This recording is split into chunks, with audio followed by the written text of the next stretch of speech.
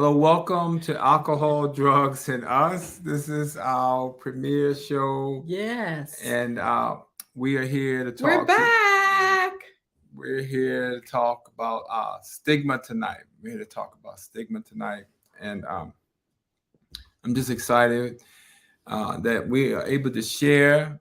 We're able to share about a very important word in the field. Um, we hear that word, right? Yeah, We yeah, hear yeah, stigma, yeah. and sometimes it really hinders people It's from progress, yeah recovery. from progress, Yeah, from recovery, all that. yeah. And so we're gonna get into the topic. We'll give folks a couple of minutes just to kind of come on in here. We do welcome engagement. We do welcome engagement. He So loves engagement. yeah. Yeah. I don't want to be the only one talking, right? I don't want to be the only one talking. But if you have a question, a comment about the term stigma, we're going to go through the definition of it Yes. and give some examples. So, how are you today? Great, great. And how Good. about yourself? Yeah, it's good. It's good. You guys just don't know. I'm just coming in from work. He's been here getting everything all set up. And then, he's going to be looking at me like, you know what we're supposed to do. Yes, I do know what we're supposed to do. Praise God. I know what we're supposed to do. Okay. It sounds good, at least for you. So, yeah, so we're talking about stigma. So, stigma. also, Go ahead. also, I want to say something else. Okay. Happy Mother's Day. It's coming this Mhm. weekend. It's a big weekend for many, and for others, sometimes it can also be very difficult. So we pray that we pray the peace of God with each and every one of you as you celebrate, acknowledge, or whatever you may do on this coming Mother's Day. All right. So, stigma, we want to talk about that today. And so I want to just give you a definition. It says it's a set of negative and often unfair beliefs that a society or a group of people have about something. And then I was on the web and I found out that stigma has to do with a Greek and Latin word that means to burn or to tattoo or mark um, inflicted on another person to disgrace them, and so I thought that like that was so fitting because Yeah, people who have a drug addiction, people tend to label them, they tend to kind of snob them, and um, sometimes they're discriminated against because I think the attitude is that people could just willfully stop, right? right, right, They could just give up alcohol, they could just give up drugs, and that'd be the end of it. right. But it's not just um with substance abuse. Mm. No, people have attach stigmas to all kinds of things that a lot of times is things that we can't change, like our race, like if Hmm. we're mentally ill, or if we were born with a certain birth defect or something like that. People tend to stigmatize those things that they find to be unfavorable, those things that they find a way to kind of shame you. I mean, how can you shame me about my race? I am what I am. Hmm. You know, and people who are having a substance use disorder challenge, they are who they are for that moment. So shaming, some people think shaming you will encourage you to do the right thing, and Oh, okay. sometimes that is not always um, the answer. Yeah, to try to make people feel bad Feel, about what they're doing right, and not understanding the disease, right? right. And Feel bad because you suffer with major depression. What is it that you can do? Because I mean, what did you do to get such? You did nothing, but still people will stigmatize you because you have a mental illness, because you are schizophrenic, because you're anxious, because you're and one that's really been huge lately is obesity. How much shaming and mm, stigmatizing is going on with people being overweight or large or whatever. I mean, we hear a lot of that, especially in terms of body image and clothing and things like that. So again, it is thought that if you're large, then that's a negative thing, you know. So it's not just limited to one thing in our society, and it's there is no society that I'm aware of that doesn't have stigmas, whether Yeah. they are American, whatever. People across the world, you know, for some reason we like to identify people who quote unquote are different, and instead of embracing them, we will shun them or push them away because we don't know how to deal with their difference. Yeah, yeah. So tonight we're going to get into like how to help people who do have stigmas against folks that use drugs. And so one of the things that I want the audience to know is that the brain does change with substance use, right? It does get altered. It does get um, not the same before you started using drugs. So people get this diagnosis of a substance use disorder. And I'm going to share some language with you that you can use to kind of help sort of not make people be shamed, like you said, like not let people be disgraced. And so some of that language was developed around 2015 with Michael I think his name is Bonicelli. Yeah, he was the drug czar for the United States, and he sort of came up with some terminology that we should be using to kind of better be accepting of people, right? Like a lot of times we say addict, they're an addict, and we actually came up with a better word, and that is a person with a substance use disorder. Right. But I think sometimes people, and even when, and I'm generalizing, sorry, something's in my eye, but this weather is mad. People, when they say, you know, like, well, we'll just use Joseph. Joseph, you know, he's an addict. Joseph, you know, he's a drug addict. You know, I mean, we tend to put emphasis on that again to help us to engage in more shaming, more humiliation, because we know that that word has a lot of negativity. Yeah. You know, so we will just, he's a drug addict, you know, and it's like, okay, so he doesn't count because he's a drug addict. Right. You know. Right. Yeah. And another term you can use is, instead of saying a drug addict, you can say a person with a serious substance use disorder, right? You know, there's not someone with a substance use disorder, not someone who's using alcohol, using cocaine, using heroin, but they're severely using it, right? Yeah. So you could say person with a serious substance use disorder. So you can take that word addict out of your vocabulary and start saying some things like person with a substance use disorder, person with a serious substance use disorder. Okay. Now, alcoholic. We call folks an alcoholic, right? Alcoholic, wino, all those negative things. But we even found a new word for that one. What's that? You ready for it? All right. It's a person with an alcohol use disorder, folks. That's what we say. Really? That's what we say. Well, That's what we say. I didn't realize that alcoholic is, well, part of me is lying. It is offensive. It is offensive, Okay. but it's, to me, it's better than so and so's a drunk. You know, because again, usually when people say someone's a drunk, it's, well, you know, Joseph McCray, he's a drunk. He's a drunk. You know, he's been a drunk. You know, we always want to emphasize and overemphasize that behavior, which we find to be disgraceful, you know, unfavorable or disliked. Yeah. You know? And we don't say it real kindly. No, because we say it with a whole lot of attitude. Yeah, he's a drunk. right. We want to hurt people. So I want to help someone today. So instead of calling the person an alcoholic, you can let them know you learned that they are a person with an alcohol use disorder. Okay. Okay. So basically, what it says is, So what's a smoker? You call them with a nicotine use disorder. Yeah, we call a smoker So person. what's an overeater? we don't have this terminology mainly focused on substance use. So I don't know what I won't make up something.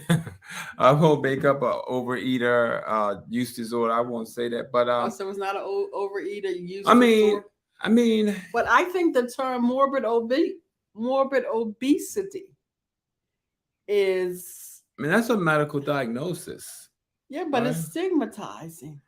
Yeah, yeah. Because when you hear the word morbid, you don't think this. You Well, think you got to know that's a yeah, morbid. yeah, that's You pretty know, I mean, large. I think Yeah. that's Yeah, I just can't really speak well on that one because I just don't deal with that group.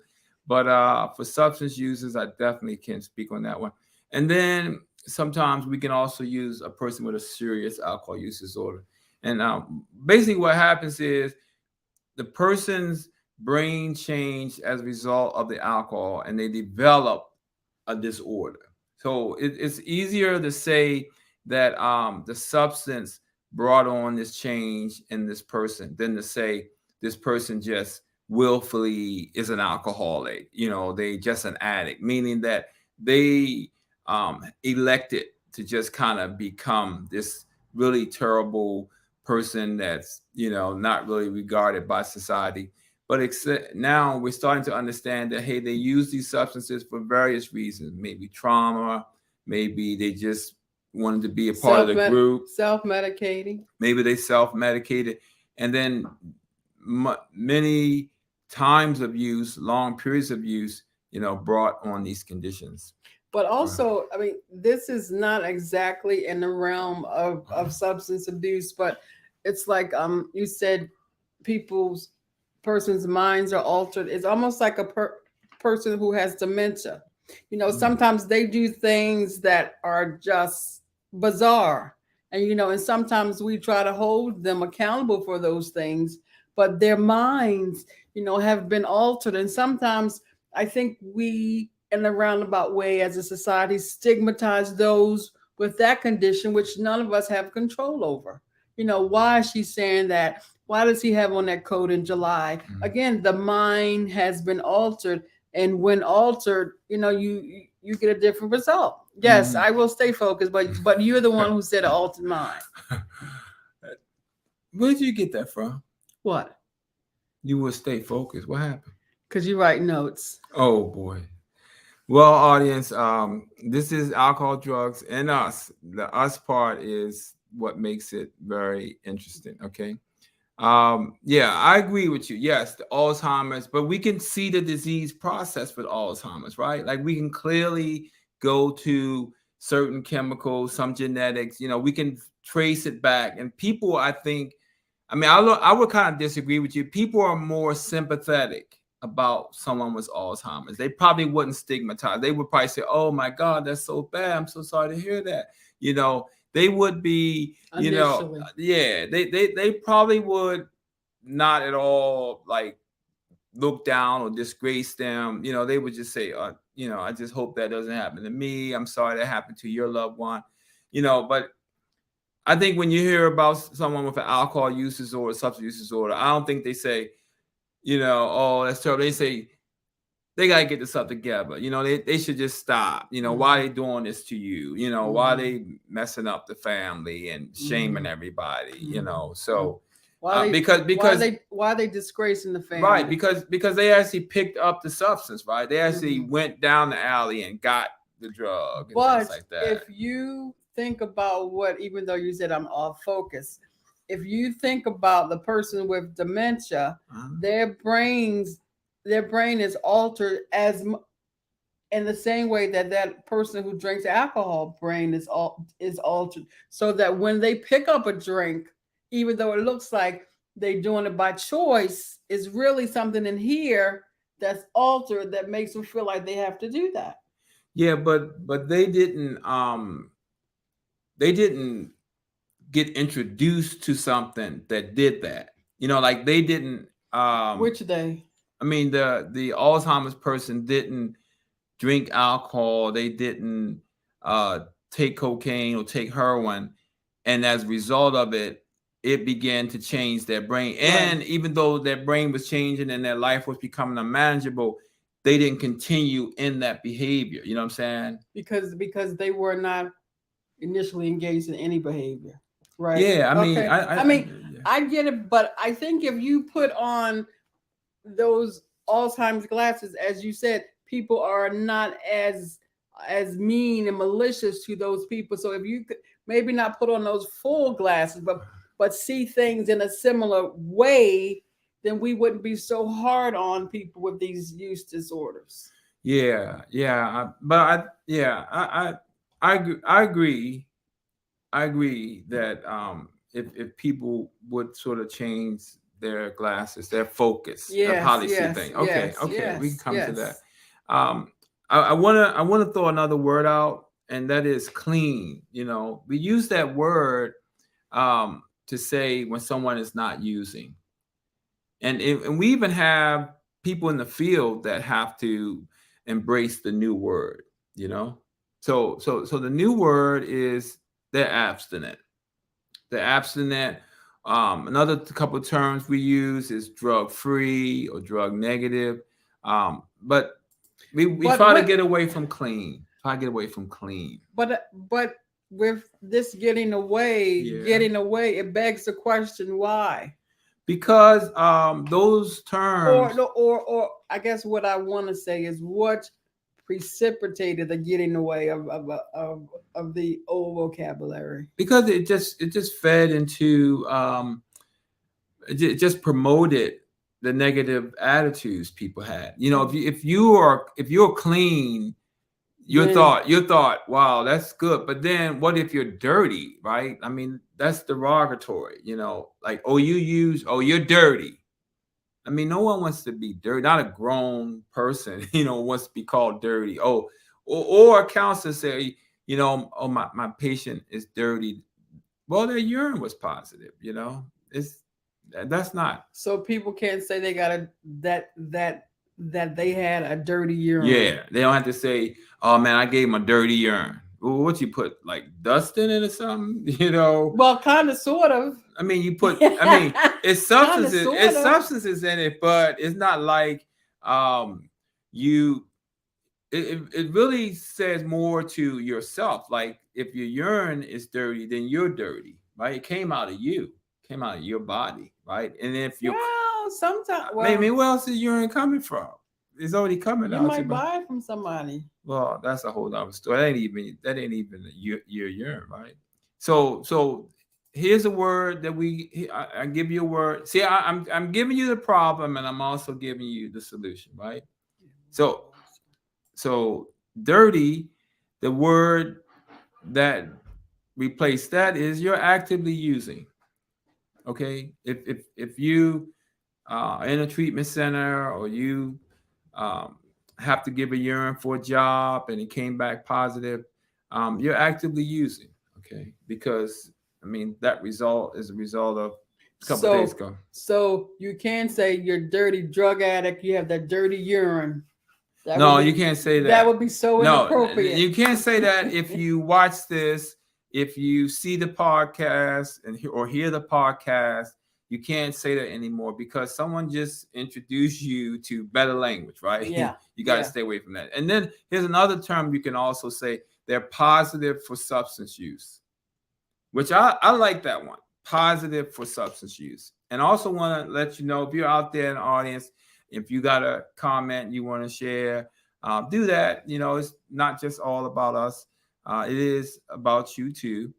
And so this is alcohol, drugs, and us, and so we include everybody, right? Because we can learn from each other. So that's what we say. We say actively using, positive substance use. And here's another term. I think this is the last one. Um, Someone has a drug habit.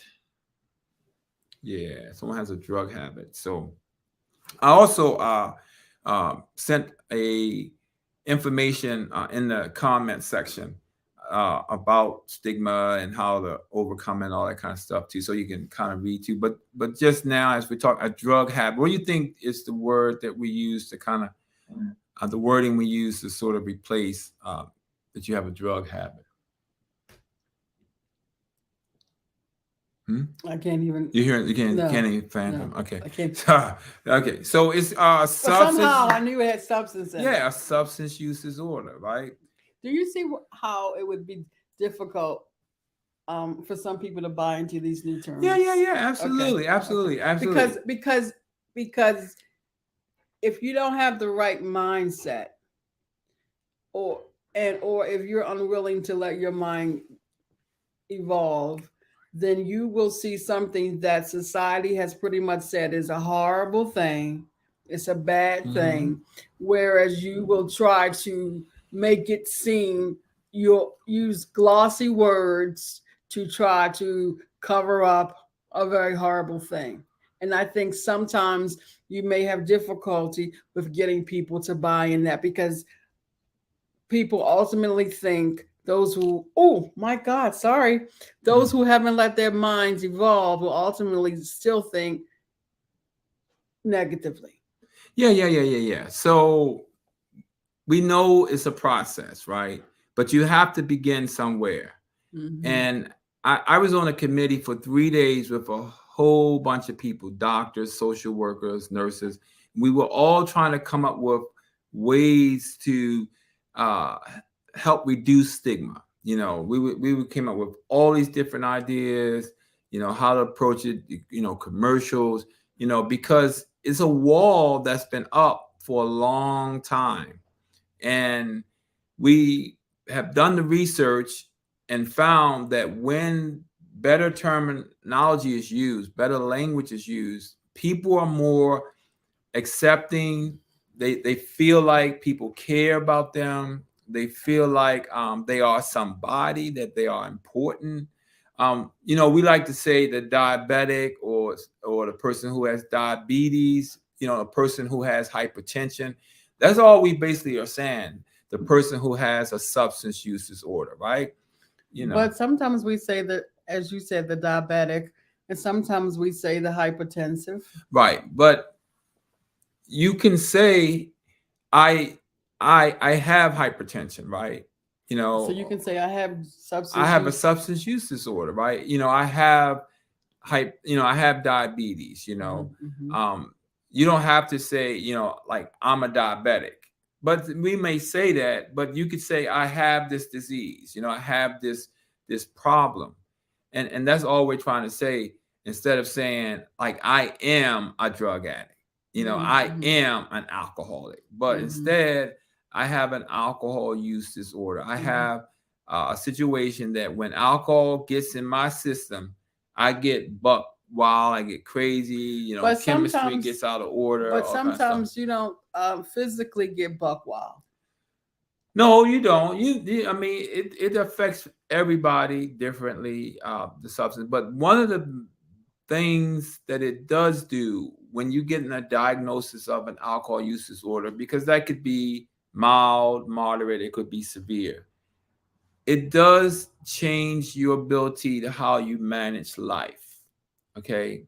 There is going to be some disruption in your ability of managing life, either at home or at work or in your health. And like I said, it's going to be varying various degrees. It may be a mild alcohol use disorder. It may be a moderate. Maybe you are able to go to work. And that's why we get into that whole functioning thing. But I've learned that there's a level of functioning. Are you functioning at your full potential because of alcohol? Maybe you're probably not functioning at your full potential, but to everyone else, it look like you're functioning, right? And I'm also a believer that people are in jobs and using, the employer knows it. They look over it because you're a good worker. They don't want to disrupt your family. They don't want to find another employee. So they tolerate you. I mean, I heard stories all the time about guys who use and go and work in construction sites or labor jobs, things like that, that their boss ain't worrying about that. It's just as long as you Because they're showed just up. worrying about productivity. They need you to dig that hole, or move that pipe. You know, Hopefully Yeah, they don't fall on you because you're or under the influence or something. or if they moving that pipe on your block or in your house, the pipe not move right, and then something Yeah. happens as a result. Right.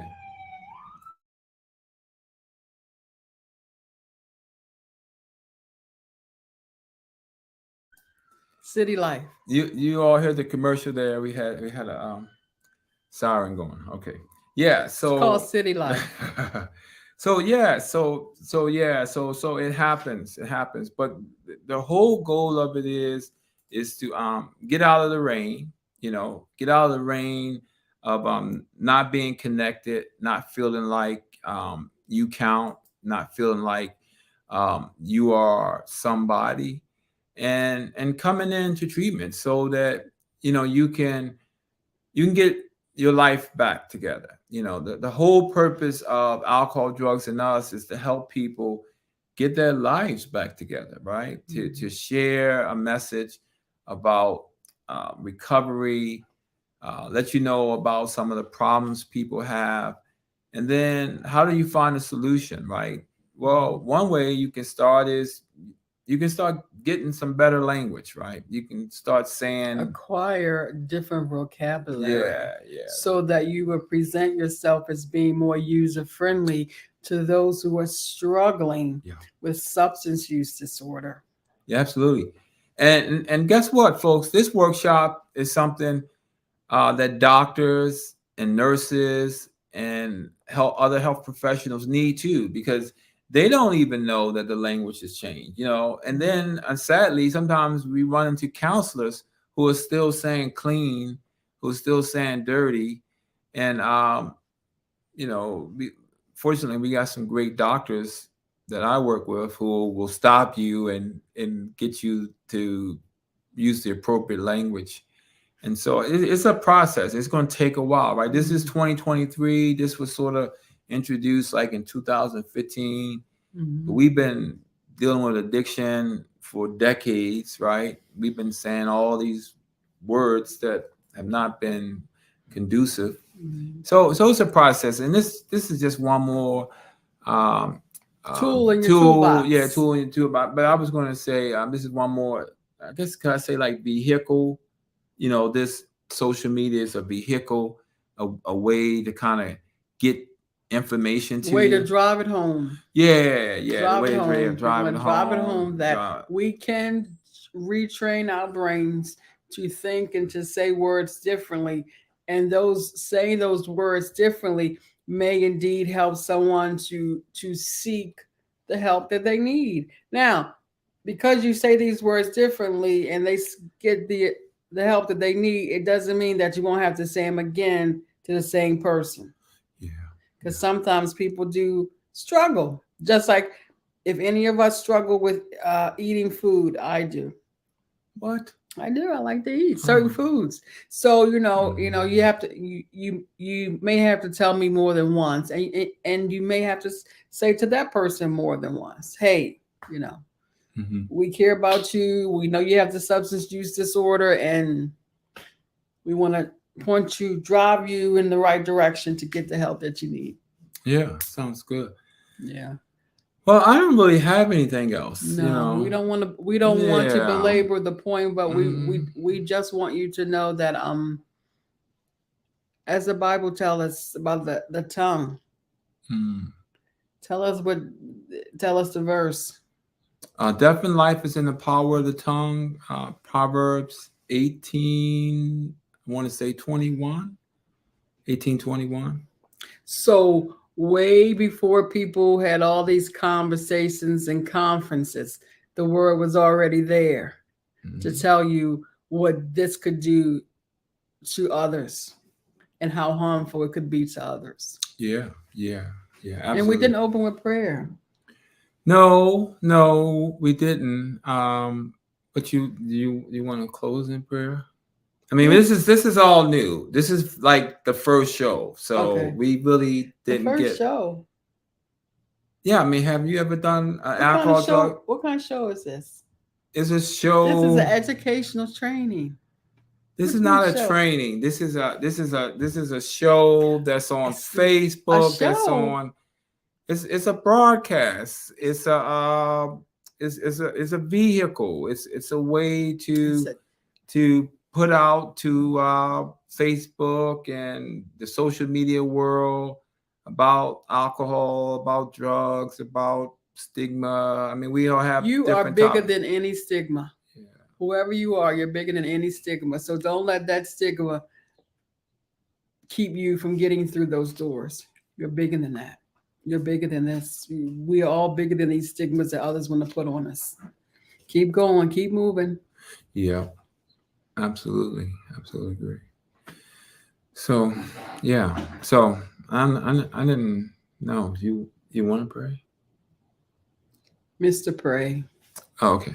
Father, we just thank you for this opportunity uh, to just share, to just have a discussion, right?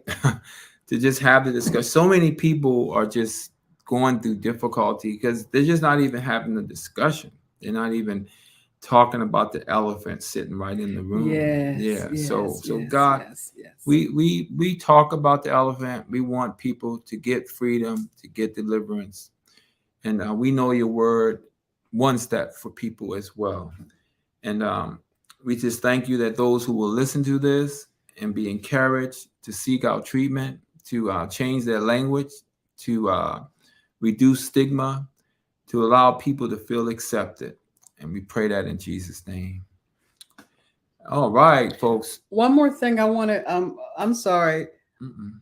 I think a lot Oh, I of got a comment. people have I don't know the right word, but I think COVID has caused people to probably use to to abuse substance more, but people aren't coming out with it.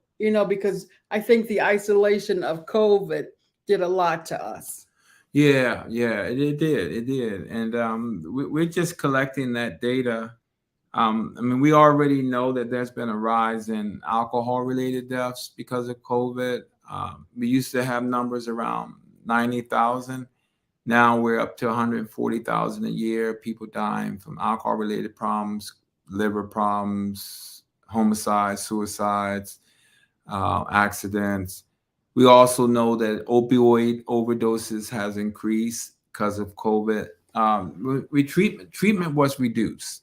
Okay, that was one problem. Also, people isolated, and isolation restricted them from being able to seek out help, right? Yes, yes, For yes, and for people to be able yes, to know that they was even having a problem. yes, yes, yes. When everything else closed, liquor stores did not close, and so people had access. They had Yes, access, and so the treatment world is trying to rebound and yes, yes, get people in treatment. yes. And but strangely, I don't see like treatment centers packed with people. I mean, even residential places, outpatient places, they're just not packed. I'm not sure like what that's all about. Like, Yes, yes. have people just reserved the idea that I'm just gonna stay in this addiction Right, or right, what? right, right. And I know like we've had the commercials about it and things like that, and we try to push it, but I don't see like this huge overflow of people seeking treatment. And when the weather's good, that makes it even more difficult because people couldn't live out on the streets. They don't have uh, uh, a problem with that. But we got some comments here. Let me take some of these. Uh, Nelby said, "Thank you guys, great work." And then Kim Bryant says, "I love this, seeing a nurse and social worker trying their best to help us. Powerful. Keep up the good work. Thank you for encouragement, both of you." Yeah. So, yeah, COVID. I mean, we blame everything on COVID, right? Yeah. Yeah, but I But think but I think definitely COVID did something with the substance use and yeah, mental illness too. It really yeah. the biggest word I just think it just isolated people. It just isolated them. It caused a lot of anxiety. So you could have your drink at home and no Yeah. one could really see Yeah. you And or or even know that you were developing a And disorder. right, and people were really afraid, right? I mean, people were afraid to come out. People were afraid to get COVID. Um, and the one thing they could do is go to the store, get their alcohol, Mhm. come back home, watch their TV, eat their Mhm. food. The government was throwing all kind of money out there for food. Don't blame it on the government. Well, I'm just Don't saying. I blame mean, it on the some of government. those things made it much more accommodating for you to continue. And so we're still wrestling with that. I mean, we're only 3 years since COVID was Right. kind of brought to And I our think country. one day in the future, we're going to do a little, we're going to gather some info and talk about that, huh? Oh, we are. I think it's a great topic because I think now, especially since now the COVID restrictions from the federal government are all being lifted, and any kind of protections that were there or thing, they're all going to, I mean, this summer the roof is coming off of so many things. So I just think we will have an abundance of things to talk about. Yeah, you know what? It sounds good. I like to bring a guest. You know, I Yeah. like to bring a guest in who can kind of speak from the COVID Yeah, point of maybe view. We'll find somebody. Doctor from Cam. Oh, we had him before, Uh, Dr. Hayes. Hayes. He's a Yeah. great man. But I'm looking for somebody maybe who has looked at COVID and as it relates to substance use. Like I mean, Yes, yes, that's yes. all they were into Yes, doing. yes. Look Well, at that this well, number, that number, and they could well, just like you kick it work. out like pop, pop, pop. Yeah, but you work at the place that was on CNN nightly with the COVID count. Johns Hopkins had the COVID count yeah. running nightly. Right. I mean, I work with some great doctors and have seen some of the infectious disease doctors. But can they also convey how that affected substance use? You know what I'm saying? Mhm. And I'm sure someone has done the research. They probably got the paper out there. Yeah. It's just a matter of connecting them and asking them to be a guest to kind of share with us. Yes. But I mean, overall, the research I've kind of come across, it's just unfortunate. that big isolation just really really did it. And then access to care, two big problems: isolation and access to care. You just couldn't get care. I mean, people were going to bring you in their center and get COVID. And I think even in the hospitals now, we're starting to see people come in, and it's like, oh my goodness, where have you been? Well, of course, we were all, but they're coming in with a multitude of ailments because no one went out. Yeah. So yeah, that's a good thing. He's writing me notes. Stop. All right. I didn't. I have to be the engineer here, as well as the host. So we just want to thank you all. Appreciate your encouragement. Appreciate your words. We will be back. We're going to do this the second Thursdays of the month. We'll see how things flow, and maybe we might add another day out of the month. I am thinking about another day, but I won't say anything now. Yeah. But because I think a month is a long time to kind of wait to kind of hear information. So we'll juggle it around, see how it works. But appreciate you all, and definitely stop. I'm gonna see. No, he's stop. Tell him stop. Folks, we got to go. This okay. Thank you. Have a great evening. Great evening.